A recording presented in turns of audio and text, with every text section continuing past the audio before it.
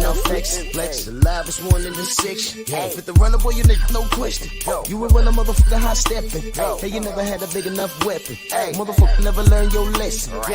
I'm an 88 pack nigga. I'm an 88 pack nigga. I mean, day walker, drink blood, fangs out, full moon, motherfucker change like a hoe, nigga. I'm just a nigga from the hood trying to stack a little cheddar for the money. I'm an 88 pack nigga. Yeah, buddy. Good morning, ladies and gentlemen. Pardon me for the technical difficulty. Well, it's not technical. I'm sending out this email to Francois right now. Bruce Gold, salute, fam. How you doing? Just waking up, Drew, man. I got a phone call. Come talk to the White Buffalo brother. Much better than a wake and bake, my man. Yeah, man. Yeah. I'm about to, let me see. Salute to the family. I'm just sending out this email. I spelled it wrong.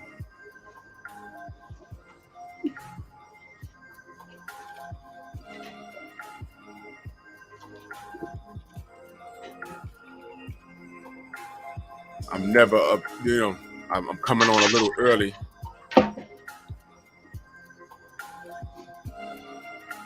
Yeah. All right. So you should be here. I send links to the usual suspect. You know, Trick Noty, Stormy. I know he working or whatever, but he got a link, and George got a link. You know, Francis is on the other side of the world, and this was the day he was available. So I said, you know what? Let's just do it. You know, during the week, and make something happen, man. Any morning you wake up, it's a good morning. You know what I mean? Sparking early. You know it, man. And man, I just got up. You know, I'm breaking no laws over here, bro. Legal card carrying marijuana patient in the state of Rhode Island, man. This is my wake up medicine here, man. Hey, man, no apologies. That's all is good. Let's see who's in the building. Dwayne Jones, Eric Holt, Brooklyn Born, Dale Spooley, Picasso, Steve Elder, Mac, Sakat Winters.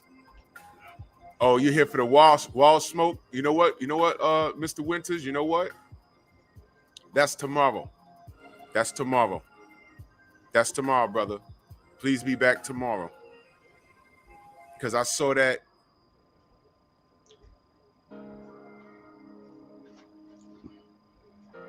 Hold on. Because I saw that article yesterday, and I did a short video on it yesterday night, and I said, you know what?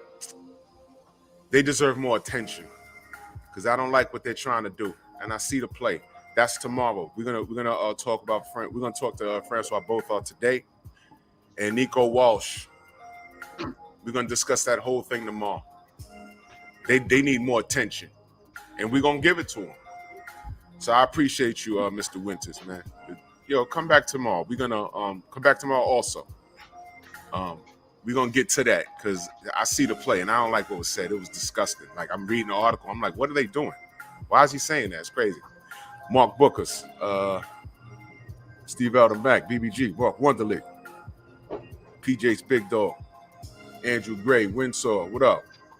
Divine Sense Boxers in the building. How you feel, brother? Good to see you. Flatboy Plays in that super chat. Much love and appreciation. He said, let's get the day started. Yes, sir. We starting, no doubt. Mansa Musa Lifestyle, salute, bro. Picasso, Bole. That's me, salute. Family's falling in. King Jr., smash the like button. Trick Noty is touching down with Mr. Botha. Got the link. You know how it is. A lot of people, they're new to this, you know. Some people don't know how to, work it, whatever. So they, you got to explain to them, get the link, open it up, put in your name, whatever. Vince, salute, fam. Yeah, man. What's on the agenda for you today, Bruce? Drew, I got up about 5 o'clock this morning. I didn't get out of bed. I stayed in bed till about 8 because I wanted to see this, and I didn't want to wake up the dog. I'm going to try to put it off till about 10:30. I didn't want to go out. It's about 16 degrees over here. I took him out yesterday. That just a little too cold for the dog. You know, I mean, he didn't feel right. So, man, I saw last night. I saw Frans Botha, Trick told me this was going to be coming up, man. I said, shit, man, I'm staying in this morning and catching this. And then I get a text from you, bro, to jump on. Man, you're making my day here, bro. This is like my birthday and Christmas all over again over here, man. Jay, what's good, bro? Yeah, Divine Sense, check your email, brother. You come on in. It's a wonderful morning, man. Always a pleasure to have you, brother. Always a pleasure. Yeah, man. I was reading this article yesterday on a boxing scene, and this kid Nico Walsh. I know marketing schemes when I see them, and I wasn't gonna, degrade the kid, and I'm still not gonna do it. I'm just gonna point out a lot of things, and I'm gonna do it tomorrow. We'll touch on it until the guest gets here, though. There are things that I understand that's happening, and it's funny how, all right, they signed to fight. Fury signed to fight White, so that fight's happening. I would like to meet the Americans that are gonna go to that fight, whether it's in America or in the UK or in Dubai. I want to meet the Americans and actually have a conversation with them. I want to know what kind of boxing fans they are. Maybe they are fans of those guys. Maybe because there's American fans that have, dare I say, an obsession with UK fighters. I've met a couple of them, literally 2 of them. They have an obsession with everything that's going on over there. That's like, to me, that's like a wrestling fan. I liked American pro wrestling, but I was also very interested in what was going on in Japan. I just got fascinated with it. When I was in it, when I was like knee deep in it, I was like, what's going on with those guys over there? And they were doing things that they weren't doing over here. It was different over there. Thomas, what up? So that's the equivalent. So I'm reading this article, and Nico Walsh just talking about how Tyson Fury gave him career advice. And I'm like, what the hell's going on in this article? And he went on to say that he respects him. I'm going to read you the direct quote. And this bothered me. This bothered me. He said, we spoke about my grandfather because that's the reason I became a fan of Tyson Fury's, because he reminded me of my grandfather and spoke highly of him. I almost punched my damn monitor when I read that last night. I was like, what is he doing? And in the picture, there's a picture of him standing with Bob Arum smiling, and a picture of Bob Arum, a younger Bob Arum, standing next to Ali. And I'm like, why would he say this? And the only thing I can think of is there's no marketing. There's no marketing for this fight. There's no American. I want to know how this fight does as far as Americans is concerned, because I'm calling Fire Stick Force Unite.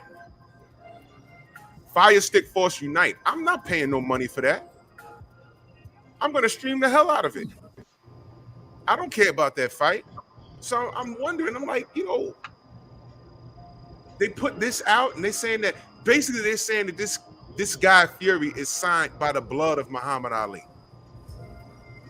And I'm not having that. That's disgusting, man. Who are you to give this kid advice? Who is he to accept advice? I'm sure he know, and now he's only 21. So I'm like, maybe he doesn't know what the hell's going on. But you know what? When I was 21, I knew a lot of shit.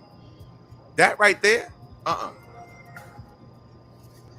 So I'm not gonna dive all the way into it today. They're gonna get all the attention tomorrow. But I just wanted to point that out because I read that yesterday and I almost broke my damn monitor. I mean, I cocked the fist back and I was like, oh my God. My God. I mean, that's all bad, man. That's all bad. Divine Sense in the building. How you feel, bro? Yes, sir. Thanks for having me on, man. I'm getting over the passing of my dad, man, slowly but surely.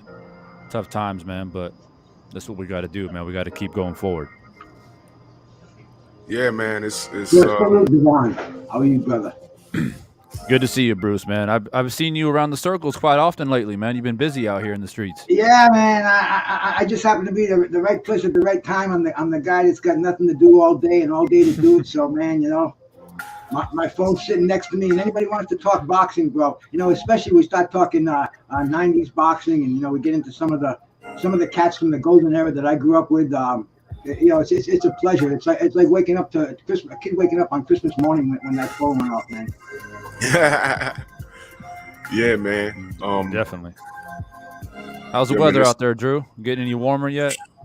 Hell no. Damn. It is. I'll tell you right now. It's 21 degrees. You're warm. I'm 16 over here, man. Oh, jeez. My goodness. But that's okay. That's why they make jackets and hats. You live in New England in the beginning of February. What do you expect? Yeah. What's the weather like down there where you at, Devon? You got to come out here, bro. We out here 80 degrees. Sunny. Oh. God, you go swimming, man. 80 degrees, sunny. Nice. Open the windows up, let the breeze come in. You see Get blue that water. night. Get that oxygen, man. You know what I mean? Mother Nature. You see blue water. We don't see that up here. Up here, the water, a dark hunter green. I'm looking at it right now, and it's got a grayish tint to it, no doubt, because we get overcast over here. I live right on the Monhoe Bay, so I see the water every day. Some days it's beautiful, powerful, kind of. You can surf in front of my house on crazy windy days. Just kind of let you know who's in charge around here. You know what I'm saying, bro? I see the Hudson River quite often, with boots and ties in it. Yeah, I think a lot of people, that's kind of the last thing they see is the Hudson River. Yep. Man, oh man. So we waiting Francois Botha to come in. Trick Nolte's on the job, man. Yeah, man. Which I want to talk about in boxing. I'm gonna leave that Nico Walsh Ali thing for tomorrow. What's going on in the world? Well, I want to hear your guys' thoughts real quickly now that I have you here on the heavyweight division. So we got Fury and Dillian White. And it looks like Joshua's got no choice but to rematch Usyk. So I wonder what you guys' thoughts on that. I went live about this a couple nights ago talking about it. I find it a little bit funny how Deontay Wilder, right, after everything that's happened, just kind of like there's like this casted shadow, right? And so I was asking my viewers, what are the people going to say if Usyk beats the brakes off of Joshua once again? And there's a lot of people out there saying, oh, well, Joshua, he's going to come back bigger and stronger, and he's going to do this, that, and the third. I said, well, this is what I say to that. Usyk did great in the first fight, but he wasn't perfect. He made mistakes. But he's a calculated individual. He's going to fix those mistakes. So if we saw a good Usyk, now we're going to see a great Usyk in the rematch. Yeah, I agree. I said the same, everything you just said, I said the same thing. Bottom line,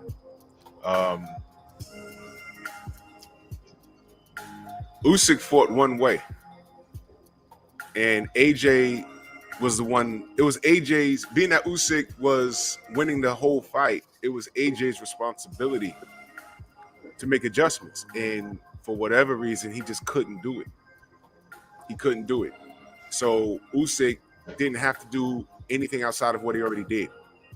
So now, if AJ makes the proper adjustments, different training, different looks, I believe that it's not going to be anything that Usyk won't be able to adjust to, because he's a smart fighter.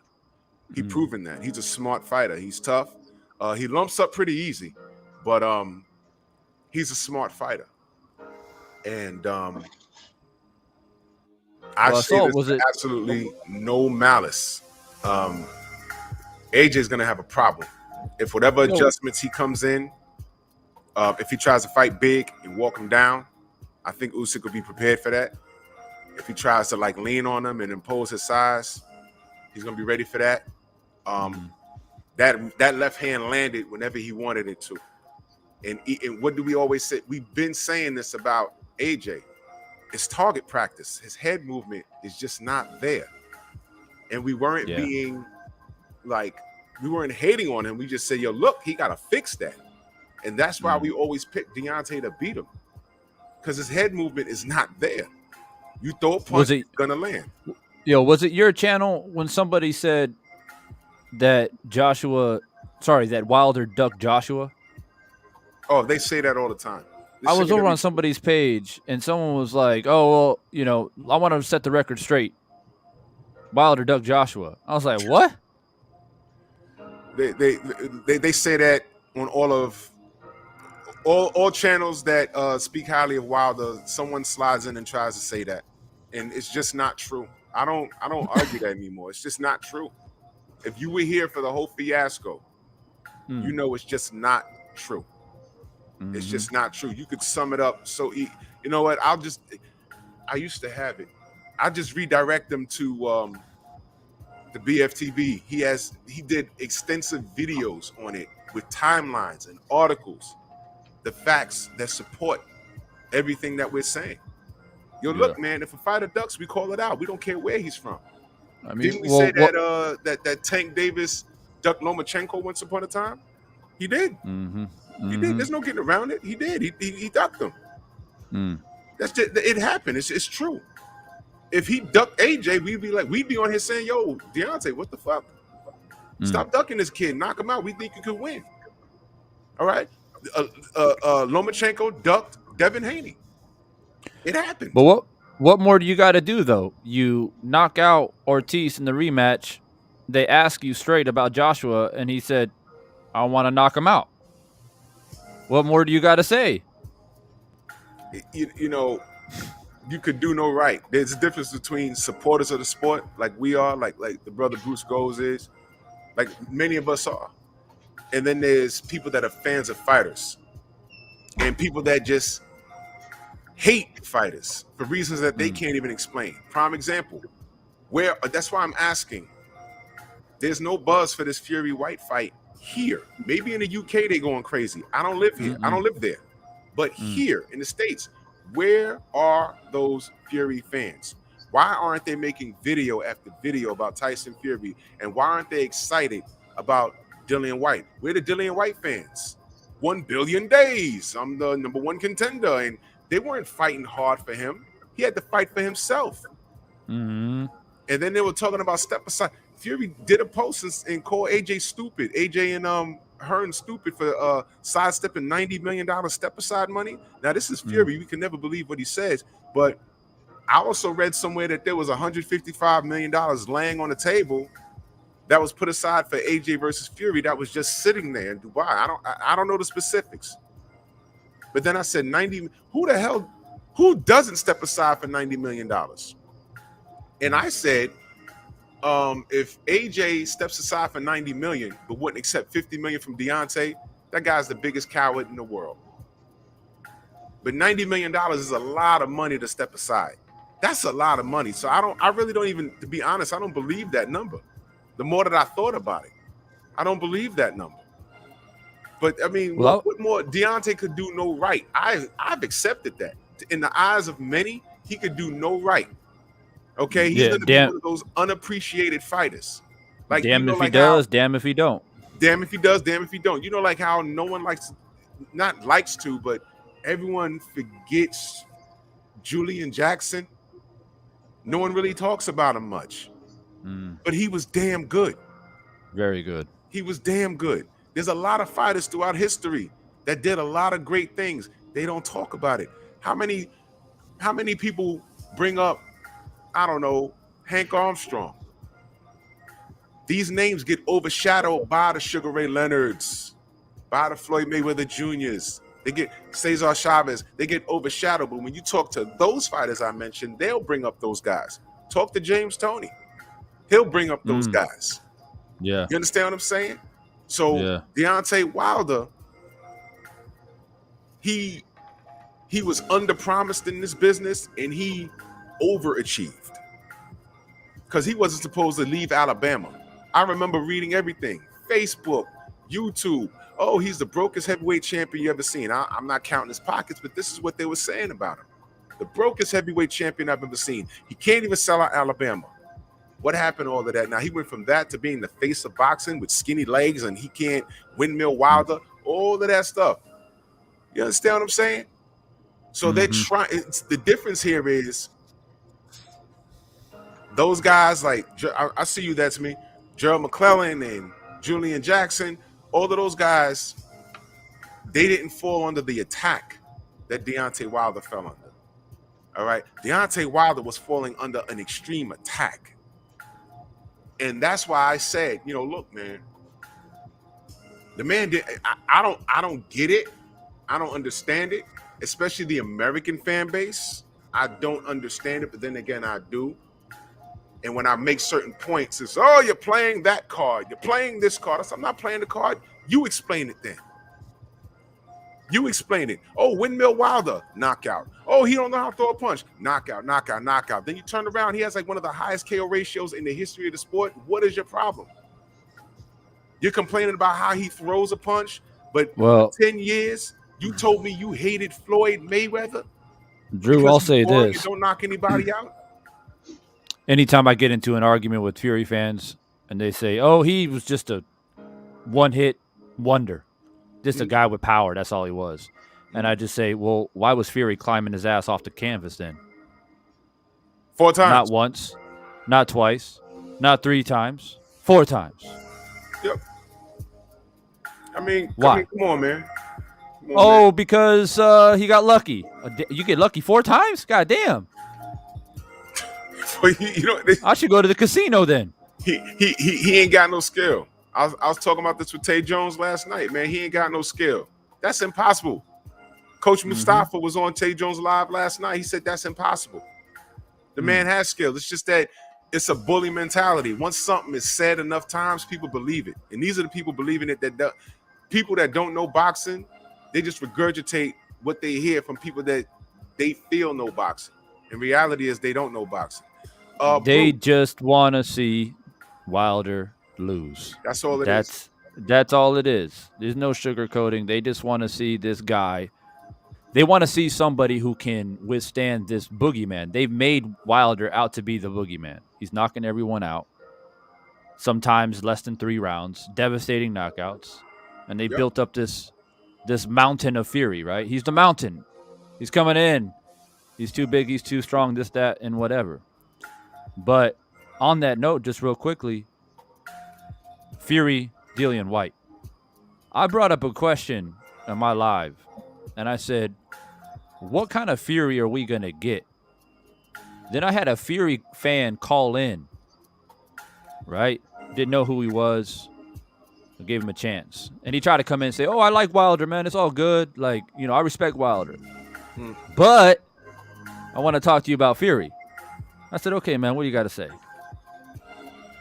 And he's going on and on and on about how Fury's this, that, or whatever. And I said, look, man, I just got a simple question for you. What kind of Fury are we going to get against Dillian White? Because he's been training for Deontay Wilder for 3 years, essentially. The last 2 fights, he had to change his whole style to try to beat Wilder. He brought in Sugar Hill, come forward, fight on the front foot, try to chop down Wilder. Is that what we're going to get against Dillian White? A guy who likes to fight on the inside?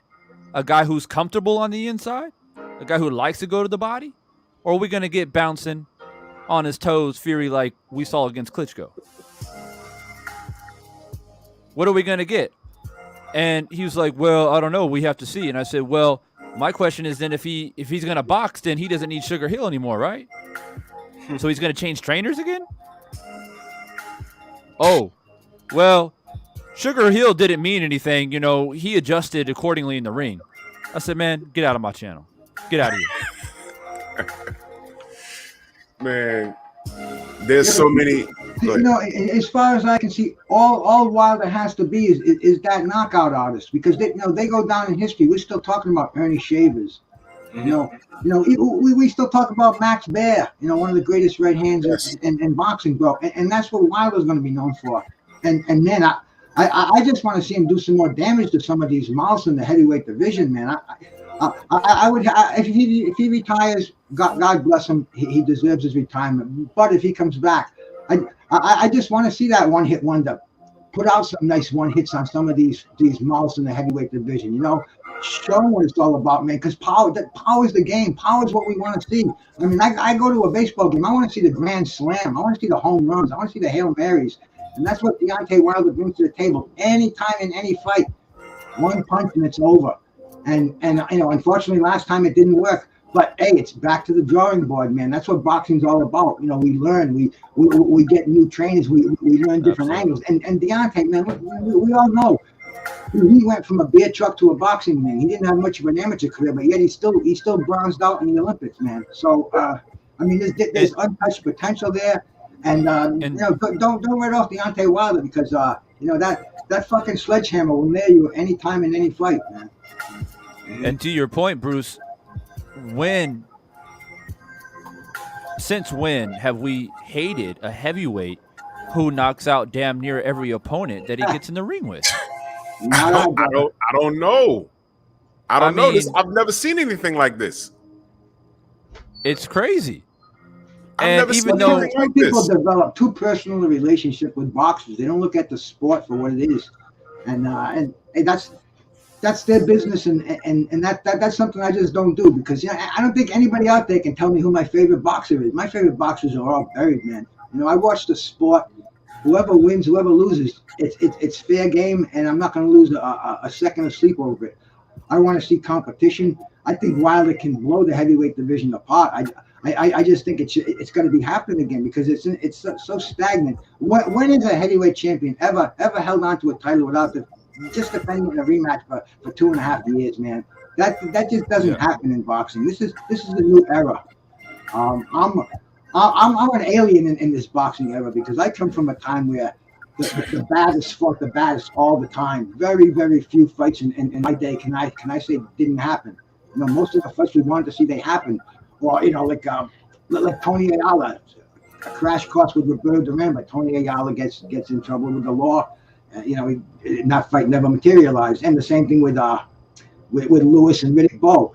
Everybody was expecting that fight, but shit happens. It's not like they avoided each other. There were some actual pitfalls that we saw that went on. We saw what Oliver McCall did to Lennox Lewis. We saw what Tony Ayala did to himself. And people forget that Tyson went to prison too. But the reason why these fights aren't happening, it's in freaking litigation. You know, they're going out for purse bids. Well, it seems like every time Tyson Fury gets involved with a fight, his lawyers are involved. The fight gets postponed. Somebody gets hurt. Somebody gets sick. I mean, this is going to be known as a real sour era for the heavyweight division as far as history goes. Facts. Yeah, I've never seen anything like this. I like to say that this era is an error because I don't get it. I don't get any of this. I'm walking around looking at this stuff like, what is happening? I'm like, wait a minute. I don't get any of this. I wasn't going through this in the 90s. I wasn't. The only thing that happened in the 90s that we never it was business and we didn't like it was Bowe and Lewis. Everybody wanted that. There was history there, and you know, we just didn't get it. But outside of that, there was millions of dollars floating around, even in the 80s. But I mean, come on, man. This era is an era because we don't get what we want. Salute to Mike Biggs Boxing. He says, my question is, did belts matter back in the day? They did. But wait a minute. Uh-oh. You lost him. He's coming back. I saw Francois backstage. He's coming back. Let me tell you something about belts. If we can do it quickly. You know, belts matter, but see, when Larry Holmes he ruled the heavyweight division from 78 till roughly 85, and he never unified the title. He was never undisputed. he never even he used to drop belts. The WBA didn't even recognize him as the heavyweight champ. Nobody else cared. The WBA, what the fuck are you looking at? This is the baddest heavyweight in the world. He dropped the WBC belt because he wanted to tie Rocky Marciano's record. And he did duck some of the challenges out there, like Greg Page, with Greg Page and Michael Dokes. But the thing is, man, he didn't need a belt. Everybody knew he was the baddest heavyweight on the planet back then. Yeah, and that's true. The belts meant nothing, man. Larry Holmes, he was given the IBF belt to kind of give it legitimacy, and nobody even thought twice about it. Just Larry Holmes was the heavyweight champ of the world. And belts didn't mean fucking shit back then. It's a different era right now. Everybody wants to be undisputed and unified and interim champ and all these other crazy titles. It's too much, Bruce. And like I said, I tell my father and my uncle still about it. And I'm like, they ask me every now and again, who's the champion? Yeah. And I just have to stop and I'm like, yo, look, okay. As of right now, Usyk has 3 belts and Fury has the WBC and they're like 3 belts. Wait, what's happening? And I have to explain this. And I said, but then this guy, Dillian White, who's been the silver champion for 2 billion days. And they're like, what is a silver champion? And then I have to explain it. Then when I get to the franchise status, by the time I get to that, they were like, yeah, we're in our 80s, right? None of this shit is registering, I'm like, damn, it's like deflating trying to explain all of this. Now imagine trying to explain this to a young, fresh mind that comes to you and says, yo, teach me about the boxing. How do I follow it? It's too much. It's too much. Larry Holmes was recognized as the guy. Muhammad Ali was recognized as the guy. When Ray Leonard was on top of the game, he was the guy. When Hearns was on top of the game, he was the guy. Now you got a guy here, and the people behind the scenes are trying to grab up the money. And we're left on here. This you see why I don't do any fussing on my platform. I'll beef about a topic, but I don't have panels to argue with people to go back and forth over what belt, who owns what, because it's counterproductive. If this guy has a belt and that guy has a belt, fight. That's the only way we find out. But the problem that we had with AJ was that Deontay had a belt. He set him the B side, and he was very civil. And those guys, the A side, ducked the fight. And this has been the rhythm. When it came time for Lomachenko to fight Devin Haney, he let go of the real belt, and they made up another belt for him to avoid Devin, and then he gave the belt to Devin Haney just for him to fight Teofimo. But hold on, y'all. Mr. Botha in the building. How you feeling? Can you hear me, Francois? Oh, he's on. You muted, bro. Unmute the mic. I don't know if you can hear me. So he's trying to come in the back. Francois, if you can hear me, you got to unmute the mic so we can hear you, bro. He's trying to get his coffee. There you go. Francois, can you hear us?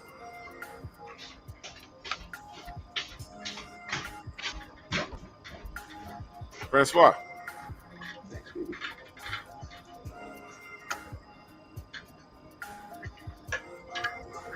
Jump in if you can hear us.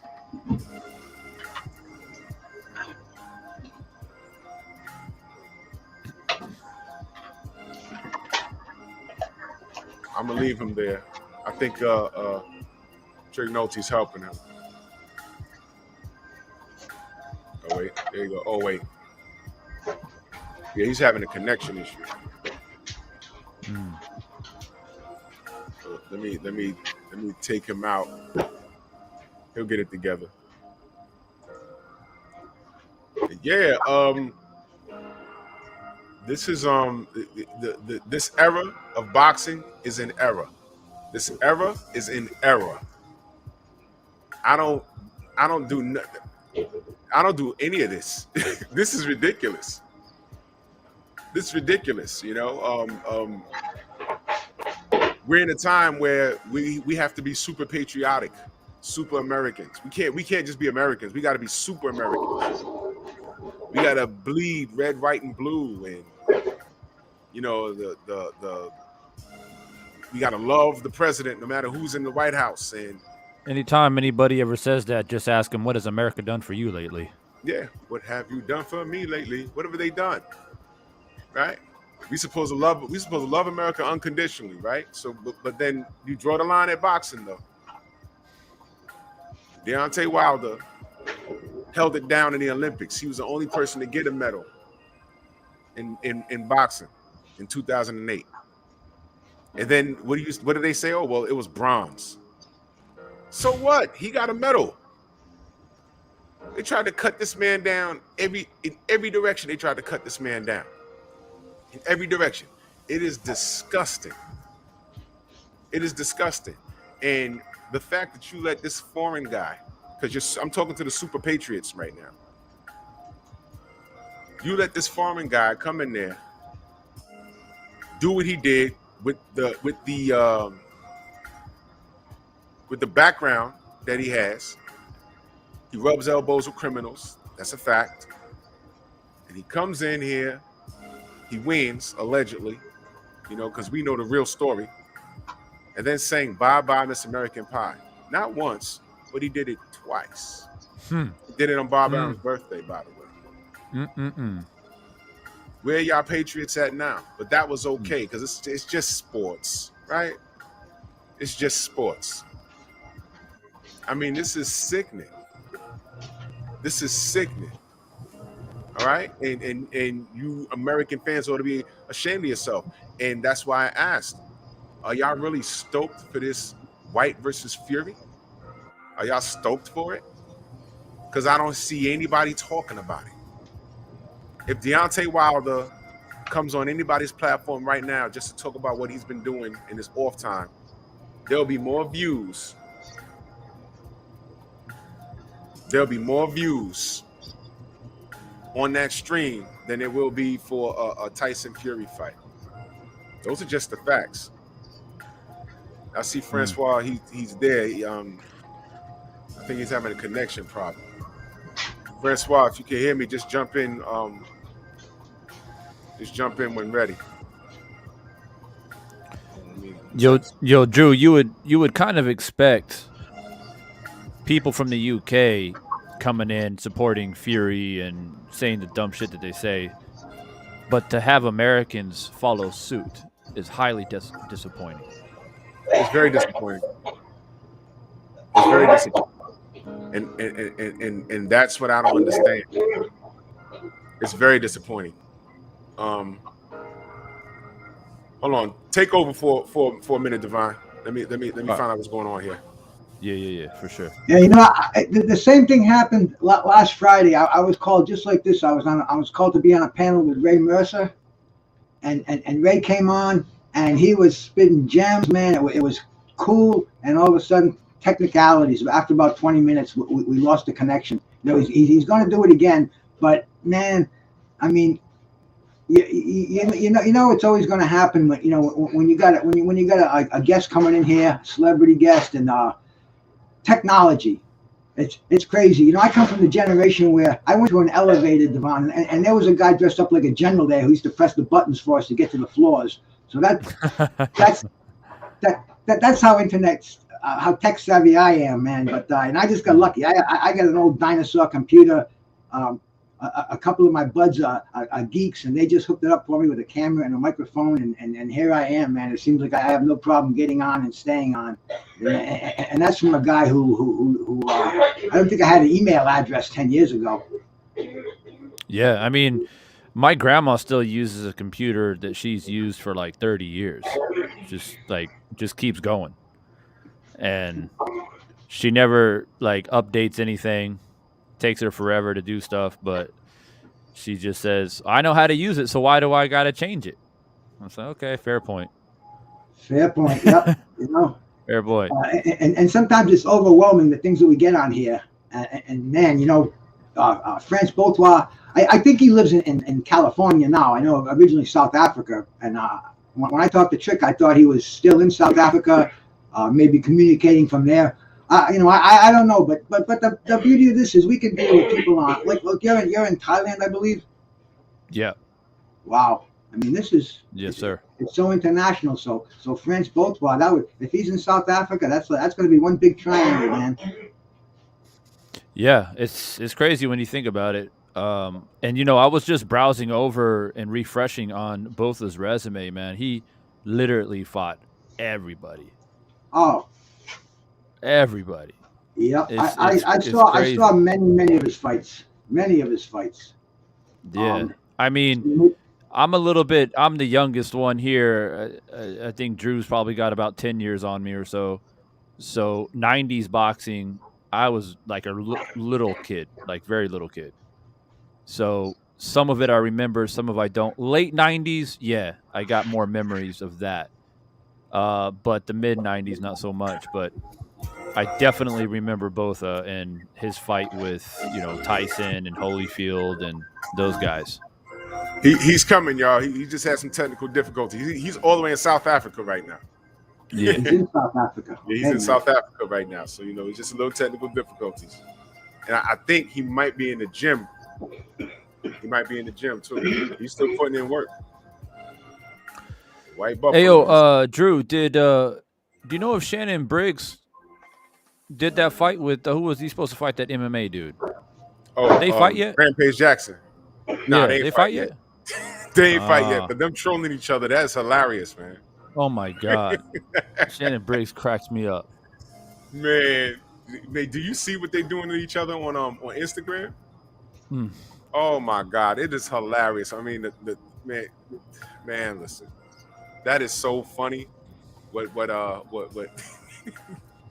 mean, Shannon, he's just hilarious, man. Shannon he's a troll. He's a troll, man. The funniest thing I seen Shannon do, y'all remember when Vladimir was on that goddamn that surfboard in the middle? Oh, yeah. Honeymoon, wasn't he? Yeah. And he took the boat and made him fall in the water. And I'm like, this can't be real. Is this real? And he's like, what happened, champ? What happened? Yeah, there he is. Get up, champ. There we go, bro. What's happening? What's up? Yeah. There he is. I've been trying on my phone and I got this other phone, so I gave a link to somebody else, and they were able to get me in there. Oh man, wonderful, man. I see you putting in work, bro. You still in the gym? Yeah, look at that. Buffalo is in here. Wow. I'm getting ready for a show in Germany. Oh yeah? Yeah, I'm doing an exhibition in Germany, and then they might want me to stop in Nigeria. And so there's a lot of things on the cards. Mike Tyson and the Paul brothers are still on the cards as well, but I think latest is that Tyson is going to fight Jake Paul first. So I don't know if I'll be second or third, but I got the whole program here. Oh my goodness! So you said Mike Tyson and Jake Paul? Yeah. They're gonna fight first. I got the whole fight card here with me. Oh man, I didn't know if that was true or not. I didn't know that. No, it's true. I've been, my manager, my previous manager, still my good friend, the best friend I've ever had there. Stelly McPherson, who actually left Duncan to be with a Buffalo. Wow, that's awesome. So yeah. you're gonna be in action on that card. You're gonna legitimately be in action on that card. I don't know if I think I should have took one of the other little Paul brothers, Smacked him a little bit, smacked him, and then Tyson smacked the other one, and then the two of us would have Well, one thing is for sure. I mean, those guys are good at what they do, but against real fighters, I don't know how they would fare. So I don't think they would get in the ring with you. I don't care. I don't think they would. I doubt it. No. That's not the old school anymore. Yeah, they would. If they got in the ring with you, they would have little clause in the contract that says "Don't kill me, don't hit me too bad" type of thing. I mean, goodness, man. But I mean, look, it says a lot about marketing in boxing today. We were just talking about how disappointed we are with a lot of things in the sport. What are your views in the overall sport today? How it's being ran in boxing? Yeah. Yeah, we will never see the days that in my era, basically, Tyson, Lewis, Moore, Klitschko, Holyfield. I mean, even George Foreman. They were there when I came up. I actually had a fight against George Foreman. Which I think Pierre Kutze ended up fighting. Mm-hmm. So that was a great era, and I mean, people didn't sidestep anybody, we fought anybody, but we will not see those days again. I don't think so. Yeah, I think there's too much business involved. A lot of business involved. Well, the money is getting a lot bigger, I mean, I'm sure that all those guys that in our era would say today, if you ask him fighting, they say, "Damn, yeah, the money is good, I'll fight." But in those days, it was not. I mean, you had to fight to make a name for yourself. You had to establish yourself. Nowadays, I mean, one fight you can retire basically. Yeah, we have a lot of talent, but the fact that there's so much politics involved, we don't get to see what we want when we want to see it. Yeah. And it's very disappointing because we got a lot of great guys out here, but the fact that you're right, there's so much money involved. It takes away from, we don't get the fights that we're supposed to get until both guys have a bunch of losses or they're old, and it's like, fight for what now? It's disgusting. And we turn around and everyone has made money off of these guys, and they have nothing to show for it. Now, for those people that don't know, you pretty much fought everybody. If they were around, you've been in the ring with everybody, man. Talk about that, man. Talk about that. Talk about those things. I did, and basically, there's a couple of those fights that I do regret, but I fought all, and you know what? You cannot cry afterwards. Boxing is. But there's a couple of fights, but I mean, by busy doing a movie about me. Oh yeah. I don't know. I know that the latest it was accepted by Momentum Pictures, but the budget was okay. But now I haven't heard from those guys again, so I don't know what's happening. So they were gonna do a movie about you. Yeah. Jeff Bridges is gonna play you, right? Jeff Bridges. Yeah, called the White Buffalo, and Momentum Pictures. They were the guys behind it. I don't know what happened. Maybe I don't know. So we'll see. We'll see what happens anyway. I don't really care. But if they want to do it, they can do it. Well, because I got you. Because there you'll hear the truth. Nothing else but the truth. What was your breakout fight where people say, man, what is there like a fight in particular where people say, man, this guy, this guy, the White Buffalo, this guy's for real? What was your breakout fight? Everybody always talk about the Tyson fight, I don't know, probably because Tyson, his popularity and stuff. But yeah, everywhere, everybody else always Tyson. And I mean, if you look at the fight, I really played with him. I made him look like a fool, basically. Yeah. Yo, Francois, until he landed on you, you was kicking his ass. Yeah, I know. You was kicking his ass. Scorecard was 6-0, 6-0, 5-1. I couldn't lose. Yo. Shot, he's got the power. He also tried to break your arm, didn't he? But now, you see now he's messing around with the little Paul brothers. He's fighting a Buffalo. Francois. Buffalo. he's messing around with the Paul brothers. The Paul sisters. I must actually say the Paul sisters. Did Mike Tyson try to break your arm in that fight? Yes. I mean, you know what? That's why they took a point away. And that's why the scorecards, after 5 rounds, it was 6-0, 6-0 because of a point deduction. Wow. You know what? He was looking for a way out. I mean, I was beating him to a punch, doing everything that I was supposed to do. He was getting frustrated. And Mike, if he's gonna lose, he's gonna look bad. So he's gonna do something to get out of it. Yep. I remember I was at a friend's house and his mother got up and left the room. I said, "Where you going, Mom?" And she said, "Man, this white boy whipping Mike's ass. He about to lose."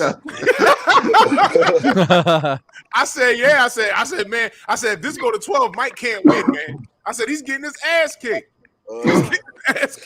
I said, "Shit." When I was training in Ohio, in the Dunking camp. So Mike was also there, and we had different sparring sessions, but I sparred all of his sparring partners. And then one day he comes around, he said, "Buffalo, we gotta do some sparring." And I said, "Mike, you think I'm stupid or what?" He said, No, why? What's wrong? I said, No, once you spar me, you'll never fight me, so it won't happen. You see, I'm glad we're hearing this because every now and again on my channel, I like to tell the truth about Mike Tyson. I'm not degrading him. I'm just telling the truth.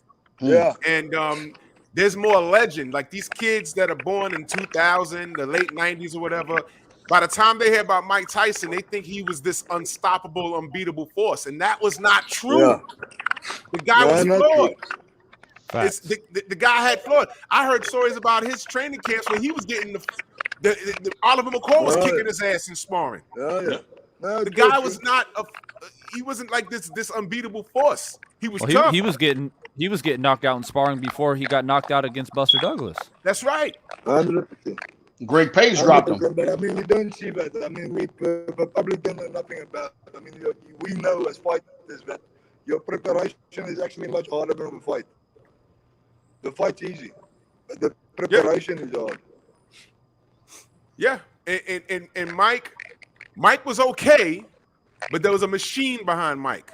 Don King and whatever. And if anyone thinks that he wasn't steered around a bunch of people, think again. One of the things I love to point out about Mike Tyson is that in 2 years, he fought like 24 times. That's a lot. And all of those guys he beat, those guys weren't world beaters, man. When I was building my record, I was in Texas. I mean, sometimes we fight. I fought in one night. I fought 3 fights in one night. In one night? Damn. And I won all the fights. I mean, I knocked one guy out, one round. I won 3 fights on my record. And damn. Man. Yeah. You see, these are that's how guys build their records, because you must remember the states. You can fight in Florida. You can fly to Texas. The night you can fight tomorrow.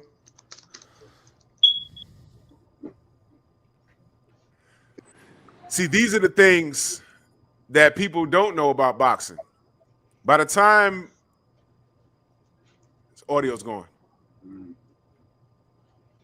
Your audio's gone, Francois.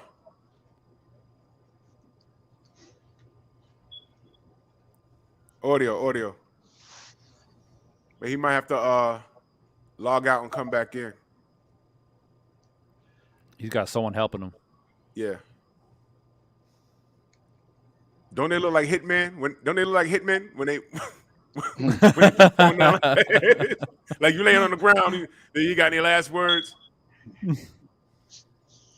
Yo, Trick, hit him up and say that we can't hear him. Okay. Yeah.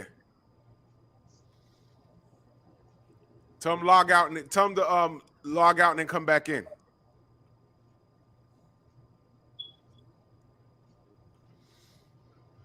Yeah, but like I was saying, yeah, log out and come back in. Log out and come back in. All right. Yo, Drew, do you think the downfall of Mike was after Customato passed away? Or you just kind of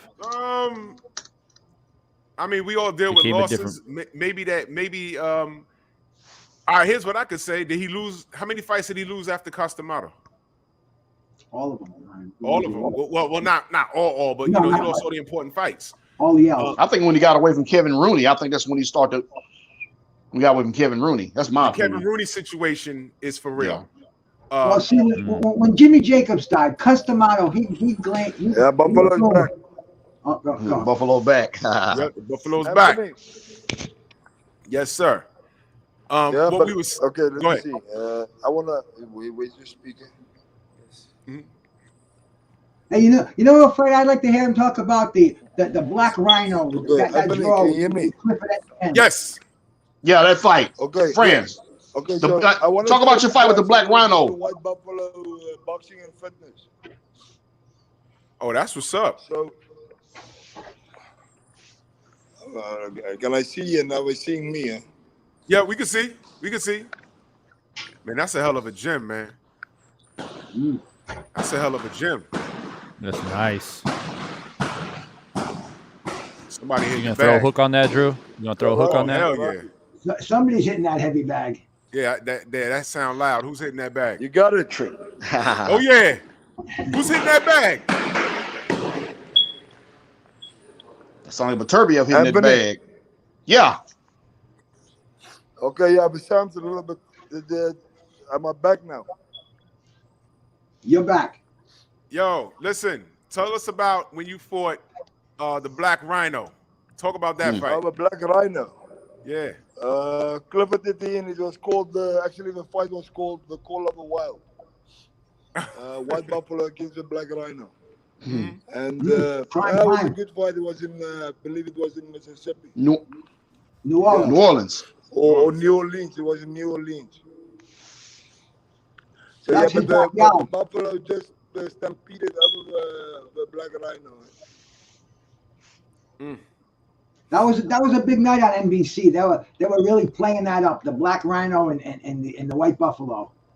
But it was in Clifford Anthony's backyard, and I think he was given a gift decision draw, bro. The White Buffalo will stampede over anybody. Let's come on. Bring the little Paul brothers, the Jake Pauls, and all those guys. Let them come fight the Buffalo. No problem. Man, those guys ain't fighting you. Those guys ain't fighting you. They'll never fight you at all. They'll never fight you. What they're gonna do is they'll fight like MMA guys that are around their age, right? But they're not boxers per se. They're not boxers. So, but they won't stay away from the seasoned veterans. They'll stay away from the seasoned veterans like you guys. They'll never fight you. They'll never fight the guys like Briggs. I mean, Lennox Lewis could get off the couch with these guys. 100%. These guys aren't for real. I mean, they can fight, but they're not gonna fight seasoned veterans like yourself. They're not gonna do that at all. And you said Jake Paul's fighting Mike Tyson. There's gonna be a "Don't kill me" clause in that. Wow. There's gonna be. They're just there for the sole purpose of making money, and they're gonna make millions of dollars off of that. Millions. But listen, I hope not. I hope Mike knocks him out so bad. Is your guys' mics on? what do you say?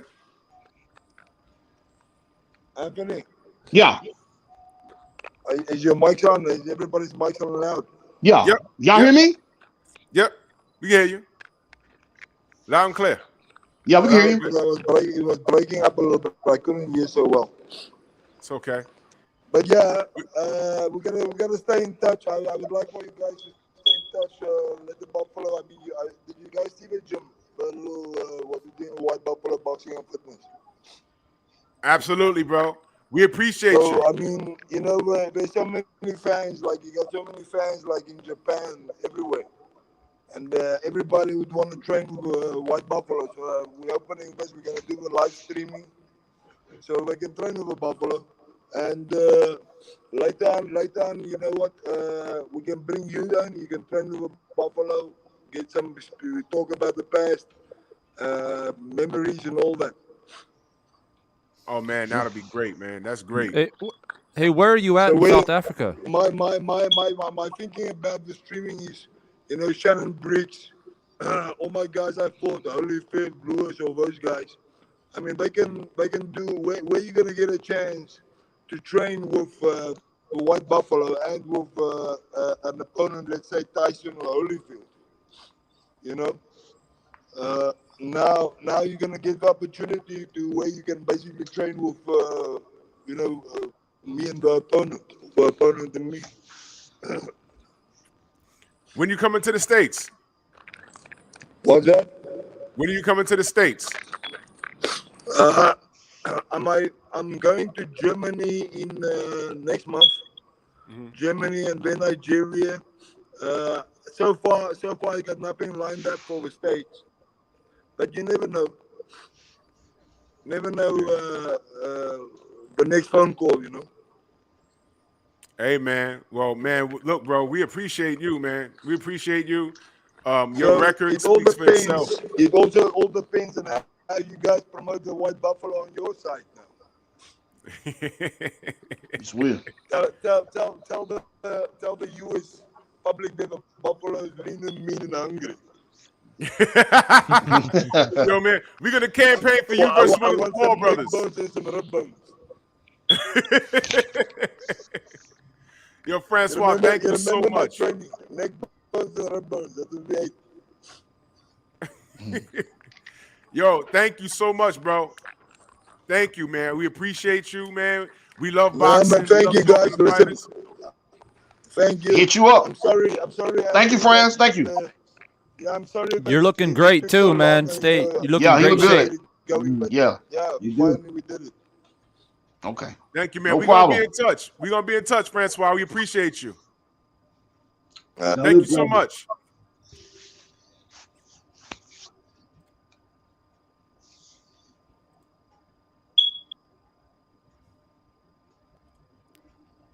He's trying to figure out how to get out. Yeah, he's trying to figure out how to get. Yeah, he's a piece of. How cool is that, man. Drew, huh? Man, Trick that Nolte. is, You're the man, Trick Nolte. Appreciate it, man.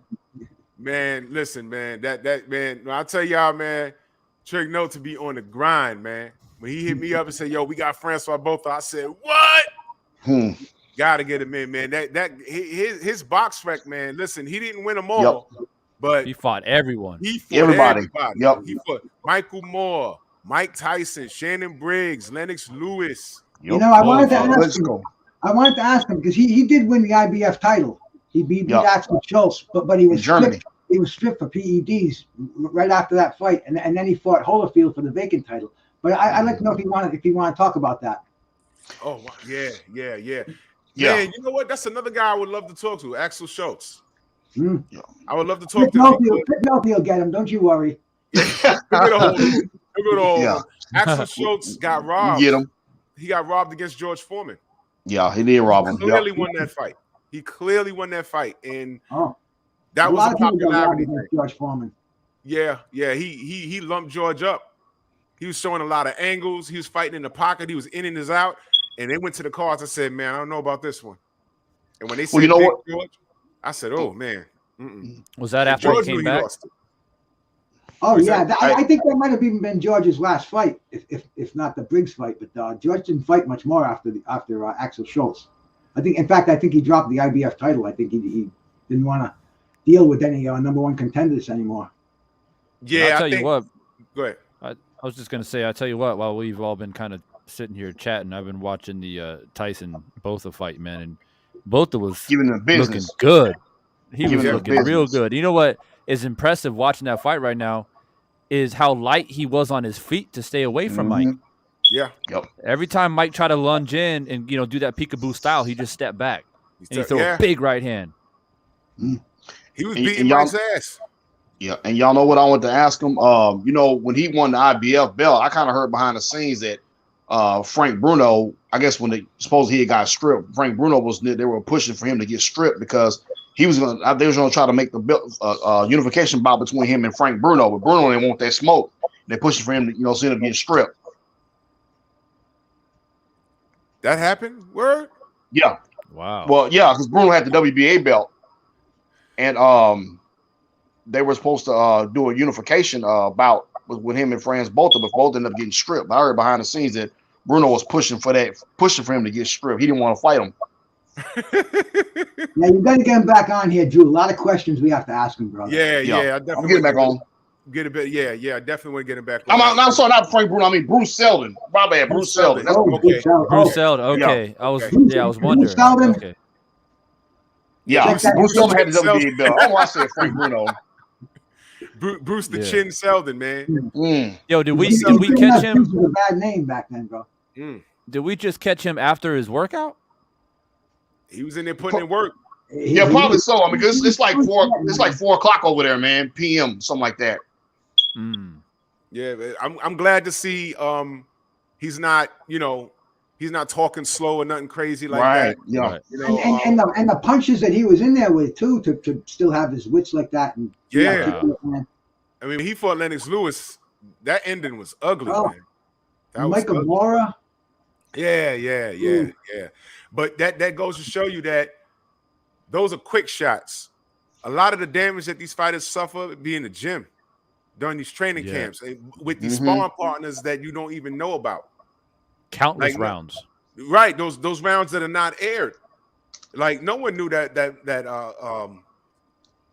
Oliver McCall used to.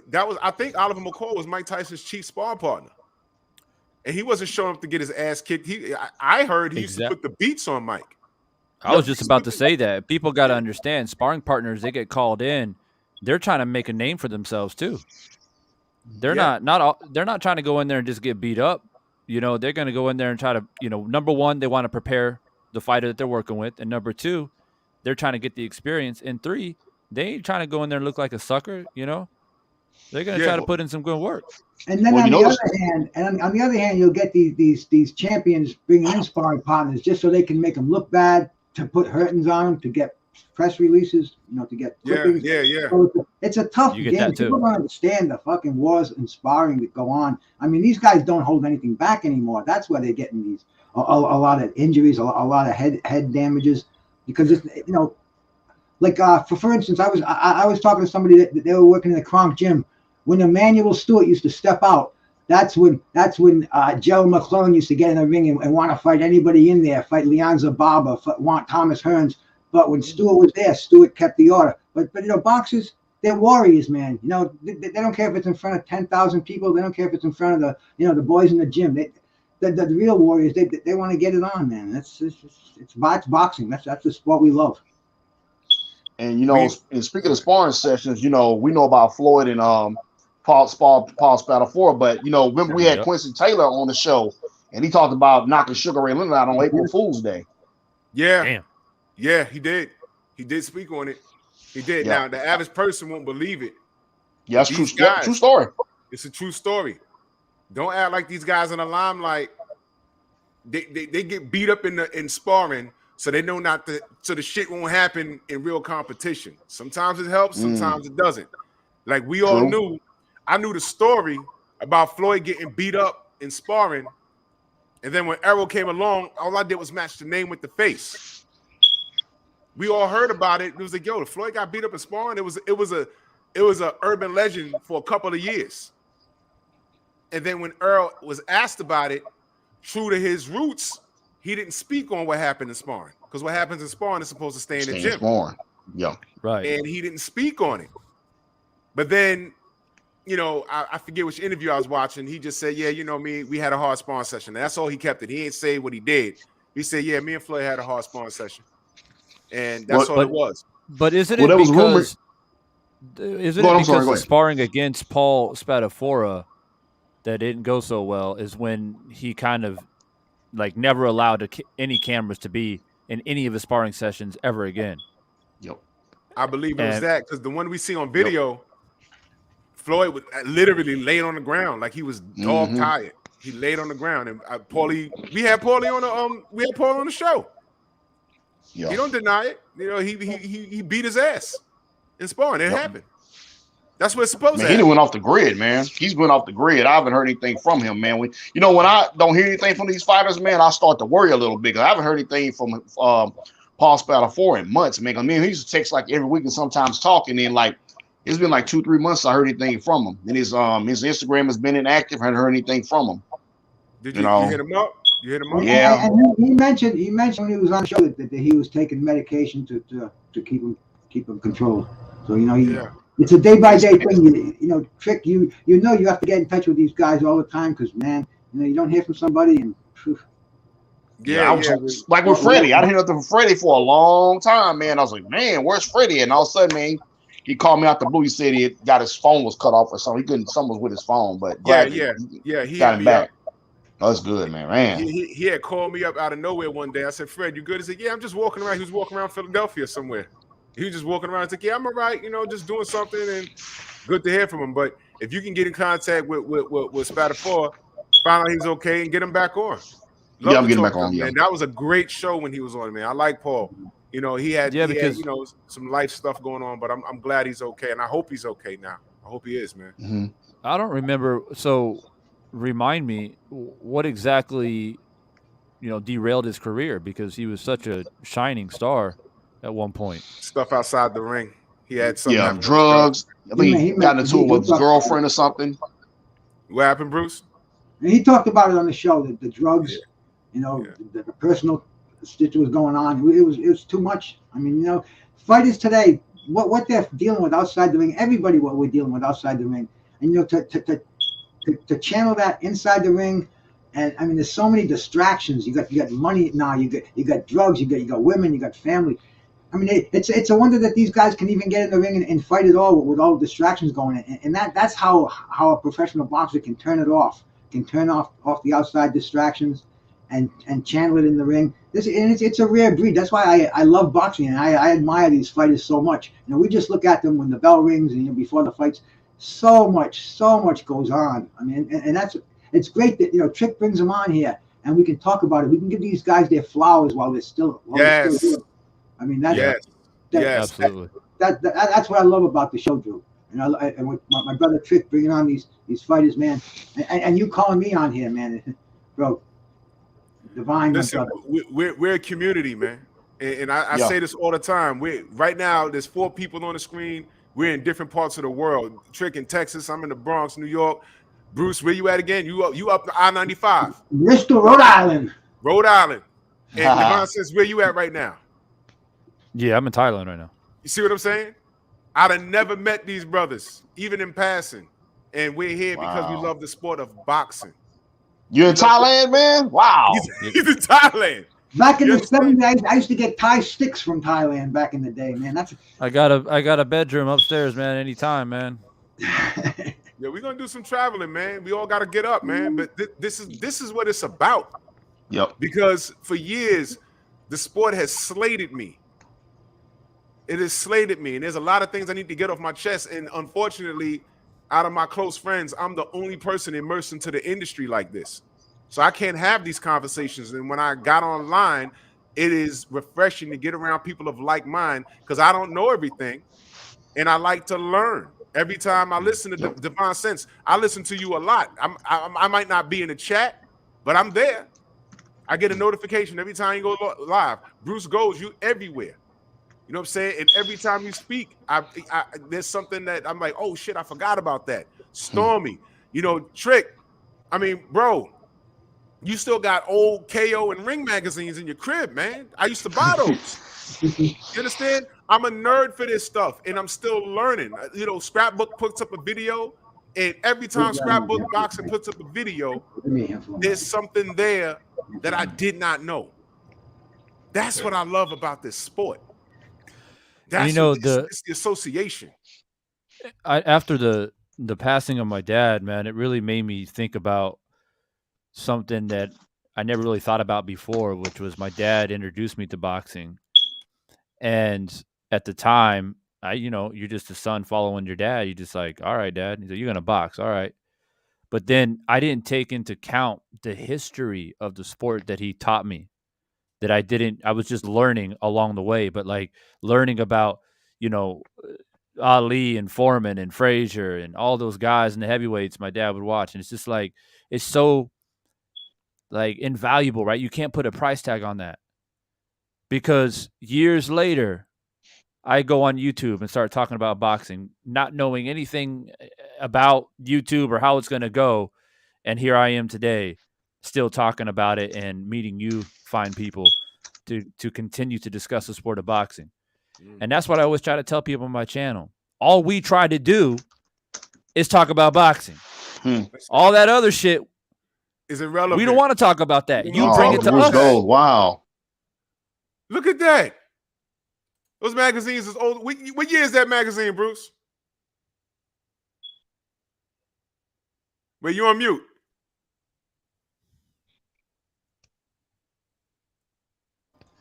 That's August 1981. Bro, I was 6 years old. Fred Benitez knocks out Maurice Hope for his third world title. There's a classic Ring stuff. Magazine, a Sugar Ray Robinson collector's special.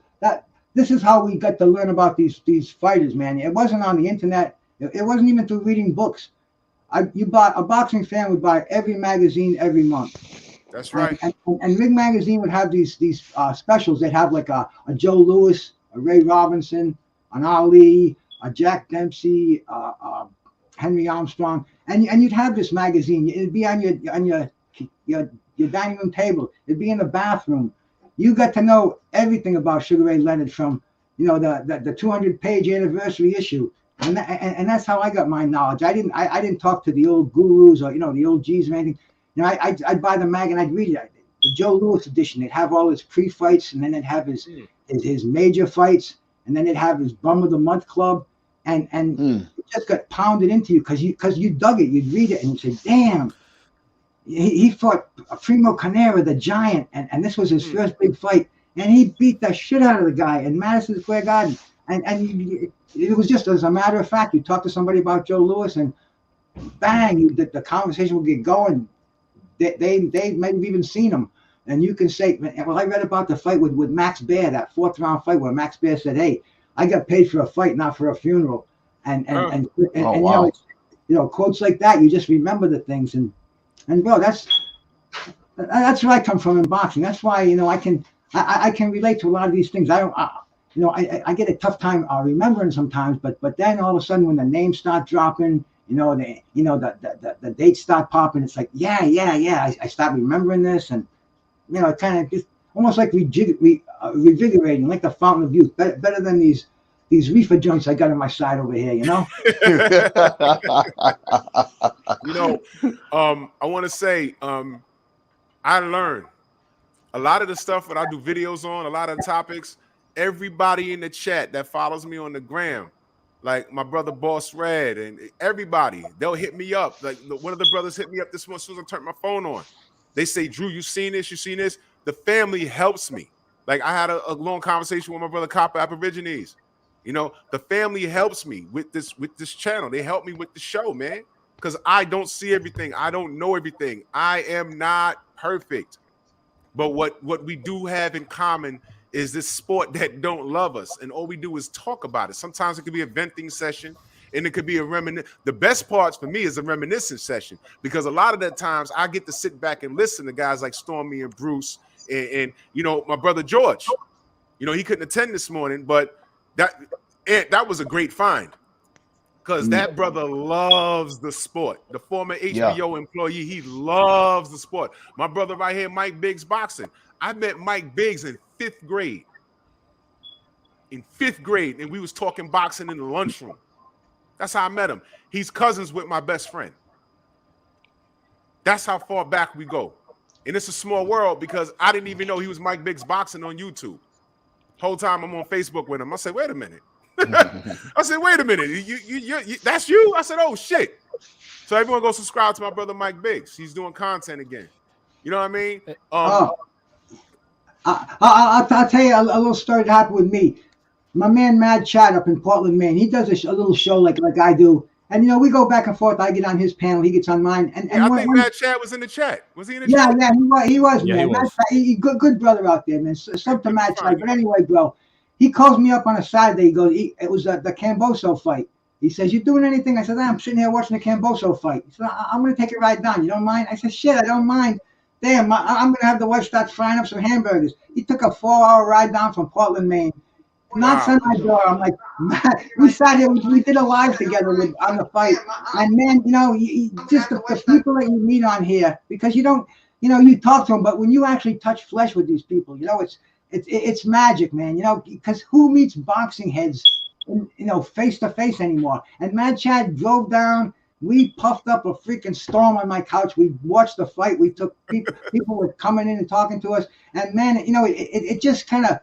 It reinforces my love for the sport because it's on a whole new dimension. It's not like when I used to sit in front of ABC's Wide World of Sports, my dad in the kitchen, and it's different. It's so technologically improved where I talk to Trick Nolte at least once a week, man. We chop it up for half. My wife's like, "Who are you on the phone with?" I'm like, Trick. What are you Trick? What's she gets it, but at first she didn't get it. But it's just opened up a whole different avenue, especially for a cat like me. I mean, I'm 67 years old, bro. I never thought I'd be doing this. I get up this morning. I was going to walk the dog, come in and have my breakfast, and maybe go online. I get a text from Drew. You want to jump on with Frans Botha? I'm like, damn. It's like, wow. Better than 3 cups of espresso in the morning. You know what I'm saying, bro? And I don't drink caffeine, so man. And you see, that's what all of this is supposed to be about. That's what all of this is supposed to be about. Association. All right, of all races, cultures, and creed. This sport is supposed to bring people together. Yep. That's what this is all about. So that's why I get so aggravated when people try and paint people as racist and stuff like this, just because I don't like what a fighter did, and you're just in your feelings because he speaks the same language as you, or he's your cousin or lived upstairs from you. Irrelevant. I told Big Baby Miller to his face. Where's the picture? I love showing this picture. There you go. That was at the Devin Haney fight. And I saw him. I said, bro, I gave him a pound. I looked at him. I said, bro. And he knew what I was going to say. And he said, I know, man. I know. I said, come on, bro. That was your night. Yep. $9 million. You saw what Andy did. That was your night. And you from Brooklyn? We from New York? Bro, that was your night. He said, I know, but I'm going to get right. I got you, fam. I said, all right. I said, where you work out at? And he told me, it slipped my mind. I said, I'm gonna come out there, we're gonna lift some weights. But I said, bro, get right. And he was real friendly. He's a big dude. Looks like he's every bit of 6'5". Yeah, he's a big boy. He's like one of the giants. He's like he should be running around on the football field. He's a big dude. And he was friendly, but he was like, I was like, bro, come on. I was rooting for him. But you see, that's the difference. I was sharing that out of love. Mm-hmm. I wasn't trolling. He made a mistake, and I get it, because his ideology was AJ gets these exemptions, and I didn't want to go in there and look like a fool, and I get it. But the difference is AJ never got caught, and you did. That's the bottom line. So he owned it later, but the trade-off is he hasn't fought since 2018. But I was sharing that with the man out of love, and I don't care if he was black, he was white, or whatever. I don't care. I was rooting for the guy. And people think that we don't criticize and be consistent towards everybody. Right. Everybody. Right? I told It's like you got to call it for what it is. And like Drew just said, out of love. When Deontay Wilder in the third fight against Fury, we all wanted him to win. We're all rallying with him against Fury. Right. Did Deontay Wilder fight beautifully and perfectly? No, he didn't. And we call it for what it is. When Caleb Plant was doing well and decided to have a conversation with fucking Canelo in the middle of the ring, we called that out. We called it out. And we're going for Caleb Plant. What are you doing? Biggest fight of your life, and you out there talking about Legos. Yeah, man, come on, dogs. You supposed to get mean. You should have said, yo, Canelo, what? Your mother. Get him off his game. Yo, your mother. Do something. Get him off his game, man. James Toney wouldn't have did that. You know what I'm saying? And I was rooting for Caleb. You know what I'm saying? Me too. I told Paulie Malignaggi over Instagram when we had that little spat. I said, Paulie, what sucks is when you fought Miguel Cotto, I was rooting for you, man. I was rooting, and it wasn't personal. I don't hate Puerto Ricans. That's impossible. If y'all only knew, it's impossible. But I said, Paulie, you from New York. Yeah. Puerto Rico was supporting him. I said, Paulie, you from NY. I know you're from Bensonhurst. But prior to all of this, all your personal feelings, all I knew was you was a kid from New York and you had hands and I was rooting for you. I said, what the fuck? What kind of brush are you painting me with? And Paulie in the conversation said, I don't want your support. If you're thinking like this. Why? Because you said that Ahmaud Arbery got himself killed. And I said, Paulie, that's not right. No, it's George Floyd. Floyd, yeah. No. He told me Ahmaud Arbery got himself killed. Oh, shit. Oh, wow. I have all the screenshots. He told me that. That's what we was arguing about. He said that about George Floyd too. Yeah, of course. About Floyd. So when I got on him, I said, Paulie, what the fuck are you doing, man? Oh my God. What the fuck are you doing, man? Especially where you're from, you should be wanting to get away from that thought process because Bensonhurst has a bad outlook from the black and brown community. They still have that Yusuf Hawkins heat on them to this day. To this day, it's still spoken about. Yo, you know where you at? You're in Bensonhurst. You know what happened over here 30 years ago? Mm-hmm. You understand? So I said, Paulie, why are you talking like that? In 2020, at that point, it was 2020. Why are you talking like this, man? And I said, man, I was rooting for you, man. And you know not only that, I stood up for him when he was, in my mind, getting robbed in fights. David Diaz, Baby Bull Diaz. I thought he won that right here in Houston. Right here in Houston. He won that. I was in the house screaming like, what? Come on, man. He won that fight. In my ideology, I said, all right, boom, he's from New York. I said, nah, so I'm going to rep Paulie. And then after the belt, I said, why they do that to him? I hate boxing and the kid from New York, man. Fuck that. Paulie was my guy all the way up until fairly recently. And I said, man, that's heartbreaking. That's heartbreaking, man. I saw the change in him after the sparring with McGregor. He started acting like a little baby, chasing after McGregor. Hey, McGregor, why are you talking about me to the media about you knocking me out? Why'd you leak the footage? It's like, bro, you're 45 years old. You're not in shape. You got dropped. Who cares? It happens. Why he has like this ego the size of Mount Everest. But like, bro, you thought that you would go in there and just outbox McGregor like he ain't shit. The dude is like in shape. He's training to fight Mayweather. You think he's not in shape? And he's significantly younger than him too. Yeah. Significantly younger. And he took it so personally. And he's like literally following McGregor at a press conference, chasing him around, telling McGregor to take down the video or change his statement or something. McGregor's like, bro, what are you doing here? Like, go away. Bruce, let me ask you a question. It's sparring word. Bruce, let me ask you a question. How many fighters today could survive in the 80s? Oh, I mean, these fighters today, it would be no days off. You're not going to take a fight. You're not going to go to the Caribbeans. Then you're not going to go around on a speaking tour, and then you're going to negotiate your next fight, and then it's going to go to that shit didn't happen. It was a fighter had the lips of his next opponent on before he got to the locker room, and that fight was on. That's not the way it is today. Today it's Ask Al, or we'll talk about that in the future. I didn't hear one fight this last week. I didn't hear one fighter who was interviewed say who he was going to fight for the next opponent. I mean, even Camboso, the guy wins the title. He's got everything at his reach, but he won't name a name. We want to see this so-called undisputed lightweight champion. You get these other inconsequential straps around his waist, as he claims. But we don't hear anything. We're all riding on Tank. Some people are riding on Lomachenko. Some people are riding on Devin Haney. I mean, even a rematch with Lomachenko, nothing.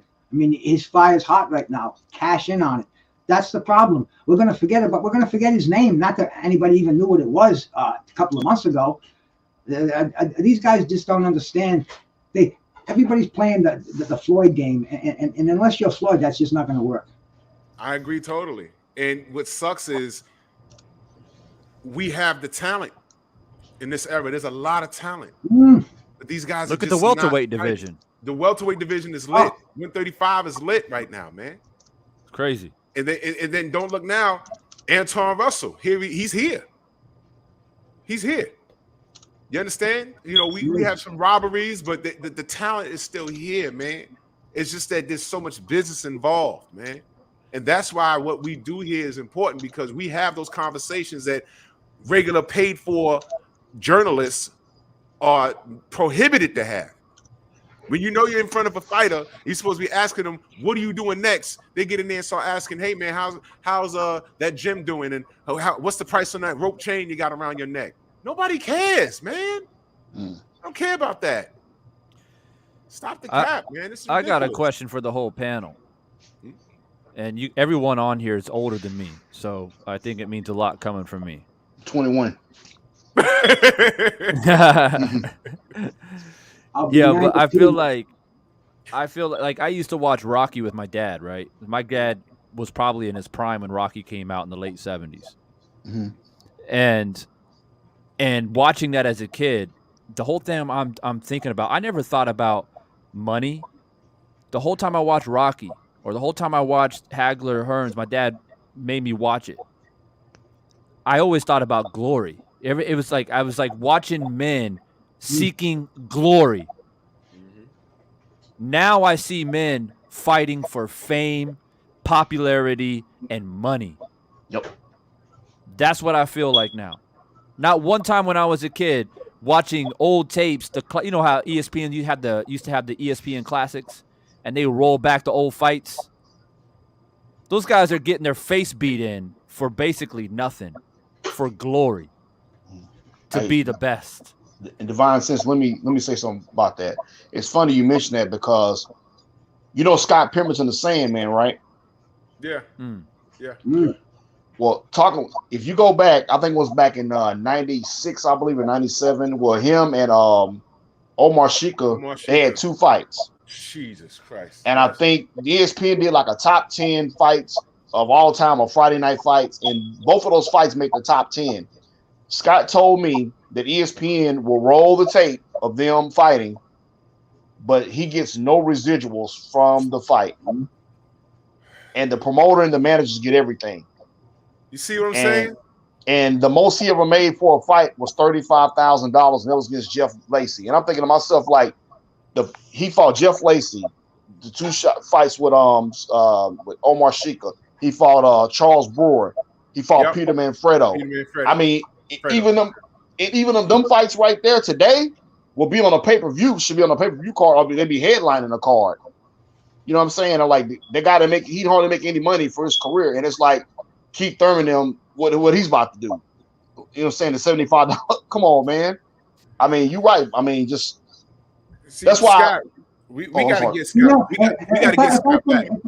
If I could piggyback on what Divine said, you know, when Rocky came out, that was like 76, 77. We only had one champ from the United States, and that was Muhammad Ali. And that's when Sugar Ray Leonard just got his gold medal, the 76 Olympic gold medal team. Boxing was on ABC's Wide World of Sports. They were promoting boxing. Boxing was hot. Yes, I mean, golden era. Golden era. It really was. And people wanted to be like Rocky, man. Every boxer was running around the streets with their hands up, and the kids were following them, bro. And, you know, it was huge. And you talked to a lot of boxers who started back then. That was their inspiration, bro. I mean, all that, the Sugar Ray Leonard thing, man. You know, Sugar Ray Leonard was the golden boy. That was a black Olympian, and he was accepted by white America, by black America. You know, he was Chevrolet, mom's apple pie, had the smile on his face, had his girlfriend picture in his shoes when he won his gold medal. And bro, we were ripe for that, man. Now you don't see that anymore. You know, it's like boxing. It reaches crescendo. And, you know, things go in peaks, but we're not seeing that uptick. You know, we're just not seeing that because there's so much, the fans just aren't interested in it anymore. You know, before we were, everybody knew Rocky. I bet Rocky was his face was probably more well known than Nelson, any great leader we can think of, because it was fresh and it was, like you said, man, it was for the glory. It wasn't for the money. And it's not now. Now we get movies like Southpaw, but then the billboard, the dude standing in an Orthodox. The Orthodox stand. Yeah. Man, somebody getting fired for that, man.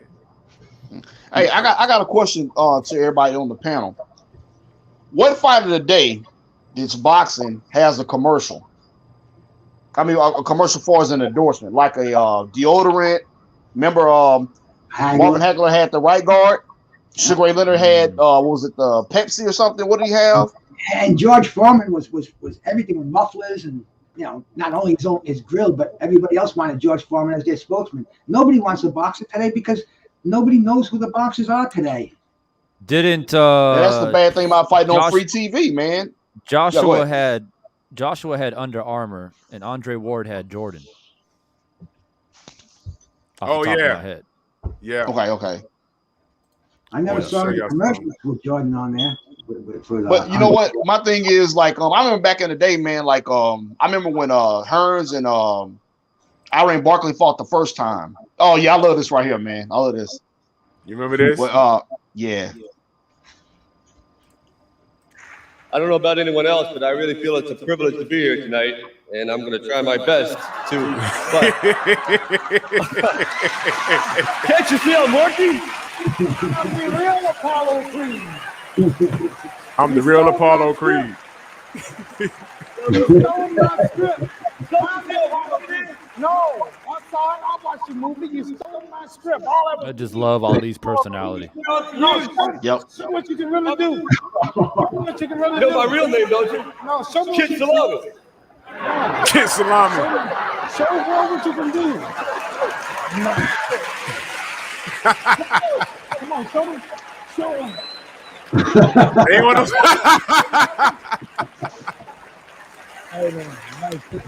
Is Sylvester Stallone a real lefty? You know, yeah, I think he is, man. He might be. Man, that was golden, man. I remember watching that. And I got a question, man. What was y'all's favorite fight on ABC Wide World of Sports? What was your favorite fight? Oh wow. Mm-hmm. Sheesh. The agony of defeat. My favorite one was Aaron Davis versus Mark Breland. That was my favorite one. No, mine was what's his name? Before he changed his name, before he converted to Islam. What was his name? He's in Floyd's camp. Shit. Eddie Mustafa. Eddie, yeah. When he fought must have been Marvin Johnson. It was Marvin Johnson. That was on a card where it was a 4-fight Don King card, and they had Sugar Ray Leonard against Davey Boy Green. They had Mustafa Muhammad against Johnson. Then they went and they had a great fight. One of the ones I remember, Mike Weaver knocking out John Tate in the 15th round. Yeah. On that same card was Larry Holmes against a guy named Leroy Jones. He was a top contender from out in the West Coast, and that was a free card, bro. That was free. Prime time. Don King gave it to us, man. How can I can't hate on Don King. I don't care what he does. When I have memories like that in my head, bro, Don can charge that pay-per-view the other night. I'm going to get it anyway, Don. But every time I hear Don, I can't help myself. But I'm always reminded what Mike Tyson called him a reptilian. My brother Keon said Holyfield versus Dwight Muhammad Qawi. That would be a pay-per-view worthy fight by today's standards. Yeah. By any standards. By any standards, that right there. Woo. That's true. Yo, Trick, who's your favorite all-time fighter? Roy Jones. Oh, okay, interesting. Roy Jones. And who's yours, Drew? I don't know if I ever heard you say it. This is kind of it's blasphemous. I don't say it too loud around my uncle, because my Uncle Bill knew Sugar Ray Robinson. Used to hang out with him, play cards with him. He knew him. But upon a lot of research, y'all want to guess who it is? He's on the Black Murderers Row. Charlie Burley. Charlie Burley. Wow. Charlie Can't Burley. argue with that. Yeah. I would have not expected that. Yeah, and I know a story about Burley. Now I know Kurt Sugar. He said that he never ducked him, but I asked my uncle, what was up with Charlie Burley? He gives me a look every time. Yeah, Charlie, huh? Yeah, Charlie. I'm like, well, what happened with that? He said, well, I asked Sugar. He said, Ray, this guy, forgive me. He called him that yellow guy. See, that yellow guy. That yellow guy, Charlie Burley, and Suge told him, fight him for what? I don't need to. Look, man. Look, I don't know. And then I started researching as I got older, then social media, you get provided with film and stuff. I said, man, this guy's kind of good. So I guess, I don't want to say he's like he's up there for me, because there's a lot of mystique behind it. And plus that Black Murderers Row was just like what it represented. You know what I'm saying? So, I'll rock with Charlie Burley. You know what I'm saying? I rock. About you, Divine? Willie Pep. Yeah. Okay. Willie Pep was nice. Willie Pep was nice. Willie Pep for sure. Yeah. When I was younger, I was always, mesmerized by many many other people like Muhammad Ali. But as I started in my teenage years boxing, I realized how difficult defense is. So I started watching old time fights, and I used to watch Willie Pep basically not even get hit an entire round or several rounds, and I'm like, how's this little dude do this, man? And the thing was, his reflexes were just absolutely just spot on, and his footwork was highly underrated. A lot of people just think it was just savvy head movement, but his footwork is out of this world. Yeah, it was good. It was damn good. It was damn good. And I can never stop watching. I can watch it multiple times and never get bored. I believe it's the third fight with Sandy Sadler, because that's like the first time where he found somebody that gave him problems. Some guy that would just walk him down and tough, strong, get him in the clinch. And it was ugly, dirty fights as well. They fought, I think, was it 4 times?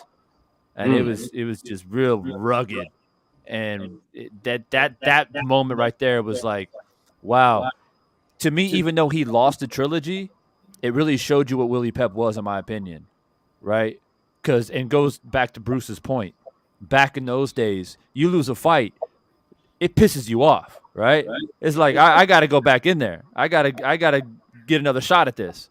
And then that's why back in those days, they fought 2, 3, 4, sometimes 5 times, right? But a lot of times those fights were so competitive or interesting, or you get a rugged fight like you saw against Sadler and Pep, that people would still buy it and want to watch it. But yeah, I just can't. I got a photo here on. I don't know if you guys can see it, but I have a photo of Willie Pep signed by Willie Pep. Oh shit! Yeah, I had to search high and low for that on eBay for several years. What was his real name, man? I know it wasn't Willie Pep. He's an Italian guy, right? Italian, yeah. Yeah, I'm not sure. Bruce, do you know? No, off the top of my head, I don't. But as soon as I'm going to say, definitely Italian. Yeah. Ray Robinson wasn't Sugar Ray's real name either. Walker Smith, right? Yeah, and Jersey Joe Walcott was Arnold Cream. So Arnold Cream, yeah. Oh wow. But bro, I'll give you my favorite fighter, and sometimes I choke up when I talk about it. But Muhammad Ali, bro. I grew up in the era. I remember when he knocked out Liston in the first round. My father went up to Lewiston, Maine, and saw the fight. He was taking a piss and he missed the knockout. So I heard that. Bro, but then I came of age in the 70s when Ali made his comeback with Joe Frazier. And bro, I lived through that era, and I saw Ali an exhibition in '78. I saw all his championship fights, You know, I mean, and not only that, but he was always doing something for a social cause, or, you know, getting involved in international crises. I mean, and man, you know, I loved Ali. You know, when he came back and he beat when he regained the title, when he beat George Foreman, it was like, wow. I was afraid he was going to get hurt, and it was like a fucking holiday. That was like, wow.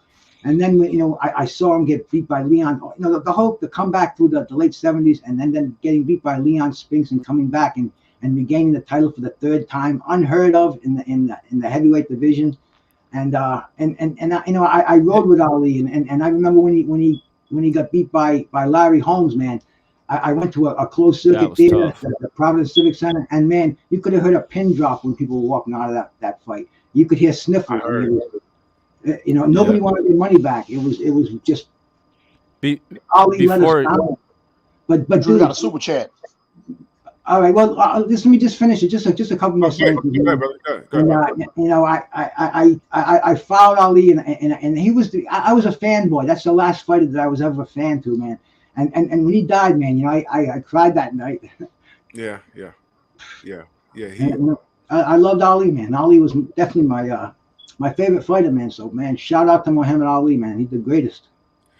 That's why Ali's the GOAT, man. He touched so many lives in different aspects. He represented so much more than boxing. And he put the weight of the world, legitimately the weight of the world on his shoulders. That's why he's a world-renowned superstar.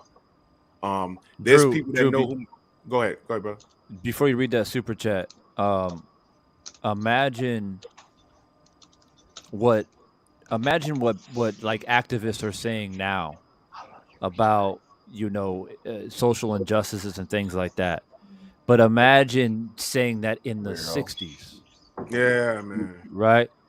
And one of the lines that will always stay with me that Ali said when he refused to go in the draft was, you know, when they were asking about the Vietnam War, he basically said no Viet Cong ever called me the N-word. Right. And that just, man, that gave me goosebumps right now.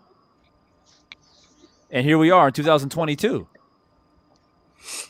Yeah, it's that's why Ali is the GOAT, because he reached beyond boxing. And man, if you think there's division right now in boxing, you should have seen Joe Frazier and Ali won. The country was divided. There were riots in the street. You were either Joe Frazier, love it or leave it, or Ali. And you know, there was a war going on, the Vietnam War, and it stopped the night of that fight.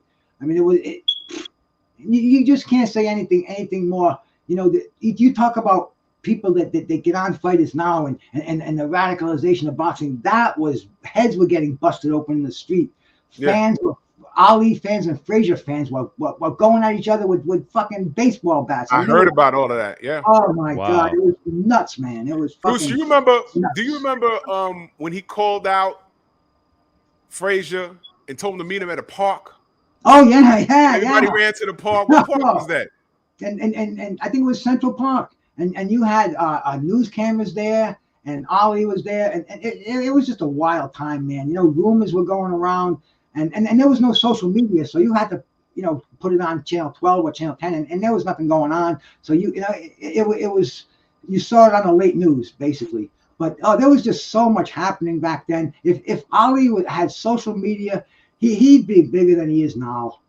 You know, because he reached out to everybody. He was generous to a fault, man. I mean, you know, he'd take out his last wad of money and give it to a homeless person on the street. And Ali, he was broke too during a lot of this time. You know, when he was suspended, he was standing up for these social issues, but he didn't have the money to even hire bodyguards. You know, he was, dude. Ali was a saint, man. You know, a true people's champ. True people's champ. Rashawn Williams in that super chat, he said, everyone on the panel, do you remember Tyson versus Buster Mathis was on free TV? On Fox. It was on Fox. And he said now that would be a pay-per-view. I agree. They be trying to get us, man. And salute to my brother Mike Biggs Boxing back in that super chat. My brother, he said, monster show today, fellas. Definitely 5 stars. Good looking out for this. No doubt, fam. This is what we do. This is what we do, man. Sure, you was about to say something? Yeah, I remember some years back, man. I think Palestine and Israel was going there. They were fighting, and Ali went over there, man, and it stopped. And then when he left, they went back fighting again. Yep. You know, Ali That's talked the power. man off the ledge that's about to commit suicide, man. I mean, come on. Wow. You know what I'm saying? This guy's for real, man. Salute to my brother Squirrely in that super chat. He says, salute to the Truth panel in the chat. Much love, bro. I appreciate you. Salute to my brother Daryl Alexander. He said, Guillermo Papalco. Come on, get your Italian out. All right. Wow. It's his real name. Salute, fam. Oh, yeah. Yep. I'll go with Willie Pep. It's easier. Yeah, Willie, that's why he was called Billy Pep. It's easier. Wow. Man. But listen, man, I gotta run. I gotta get my day started. Yo, listen, this was a monster show, man. Bruce Goes, I appreciate the hell out of you, man. Thank you so much. Man, Divine Sense, man, good looking out, man. You are always welcome into the Strong House, man. Trick, you already know, brother. And the brother Stormy, I understand he's under the weather. I'm gonna give him a shot, make sure everything's okay with him. You know what I mean? But Trick, let them know how they can find you, brother. Find me Trick Noty on Instagram and Anthony Carter on Facebook. Hey, appreciate you, Drew. Divine Sense and the even though you don't like it, Bruce, the OG, OG Bruce Goes, man. Much love, man. I got you, Trick Noty. Real quick, y'all. My brother Xavier, he says our thoughts on Jose Napoles. Anyone? Cuban who exiled to Mexico. Featherweight. Became one of the greats. Welterweight. Not spoken about much. He's a dirty fighter. El Montequillo, right? Montequillo? Yeah. Yeah. Wilfred Benitez beat him for his title. Jesus Christ, man. We got to do a show about all these guys that no one talks about. And that right there, that name right there, that's one of them. No one talks about. We got to put together. Flash Alorde, the Philippine guy. Oh my gosh, yeah. Man, the people you guys will put me to shame, though. I don't want to come on a panel like that, bro. Now you gotta. We gotta you got to, man. We gotta have you on. Divine says, I'll have to get some good stuff that night, bro. Oh hell yeah. Divine says, I'm glad they can find you, bro. Yeah, man. I just put the link in the chat. Divine Sense Boxing. Hit me up, man. I go live usually nighttime in the States because I gotta let my man Drew Titan take these mornings up so he can get that work in. No doubt. So I come in at night, man. Come on, and usually my whole thing is I love doing fight breakdowns, fight predictions. That's my MO. So yeah, man, drop by, be a part of the conversation, and yeah, man, look, great conversation. This is what it's all about, Drew. This is what we always talk about. Yes. This is what it's all about. We've had a great discussion, conversation, cordial, respectful, and that's how it's supposed to be. And if we all did it, then the world would be a better place. Oh man, hell yeah. Bruce, let everyone know how they can find you, my bro. Hey, bro, you can find me over here at Drew Titan's house, shack once in a while, man. I get lucky and get invited on here, but no, seriously, man. Bruce Goes Boxing, Jazz, and more. I'm gonna drop my link in the sub if anybody wants to sub to me. I talk about boxing, jazz, and more. We talk about nutrition and health. We talk about professional wrestling, and we talk about one of my favorite subjects, to find weed, which I smoke legally as a medical marijuana patient. Anyway, brothers, man, thank you so much for having me on here. This was one of the greatest days I've woken up in a long time, man. You know, well, I don't know, man. My wife can wake me up better sometimes, but this was awesome, man. The chat, I heard everybody shouting me out there. I didn't want to break protocol and talk over Drew, but thank you so much for acknowledging me. Trick Noty, my brother, man, always. Divine Sense, it's a pleasure. I listen to your show all the time. You see me over there a lot. And Drew Titan, my brother, man. God bless you, my brother. Peace to you. Peace and love to the family, man. Thank you so much, man. That means a lot, man, coming from all of you guys, man. You already know what it is. And yo, Trick, let's put something together, you and I, soon, bro. Definitely. Okay, yeah, we can do something. No problem, man. Definitely, man. That's what it's all about, man. We love the sport. The sport don't love us too much, but we here. You dig? So I don't know if the general's on right now, but I got to run. I got some stuff to do. That's right. So I'll be back tomorrow. I'll be talking about this Nico Ali Walsh situation because it's really hurting my feelings. It's really hurting my feelings. It is hurting my feelings. It really is. Y'all go ahead. I have a short video up about it now, but I'm going to touch on it in depth tomorrow. And y'all don't want to miss that. So you already know what it is. Utah and Bronx on deck. Shout out to the mighty LDBC. Let me play this on the way out. Sip the juice. I got enough to go around, and the thought takes place uptown. We don't like druggies. Bronx on deck. We out. Move!